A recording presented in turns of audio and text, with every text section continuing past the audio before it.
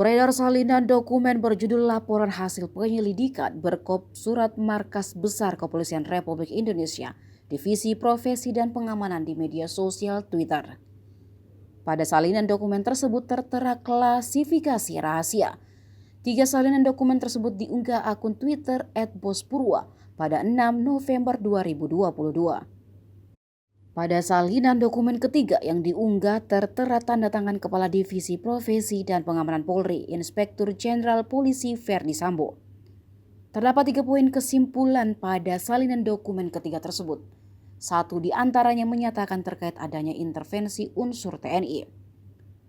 Bahwa di wilayah hukum Polda Kaltim terdapat beberapa penambangan batu bara ilegal yang tidak dilengkapi izin usaha penambangan. Namun tidak dilakukan upaya hukum dari pihak Polsek, Polres, Polda Kaltim, dan Bareskrim karena adanya uang koordinasi dari para pengusaha tambang batubara ilegal. Selain itu, adanya kedekatan saudari Tan Paulin dan saudari Leni dengan pejabat umum Polda Kaltim serta adanya intervensi dari unsur TNI dan Setmilpres. Tulis salinan dokumen tersebut dilansir dari tribunnews.com Senin 7 November 2022. Sementara itu, Panglima TNI Jenderal Andika Perkasa juga menanggapi hal tersebut. Masih dilansir dari tribunnews.com, Jenderal Andika mengatakan akan menelusuri masalah tersebut.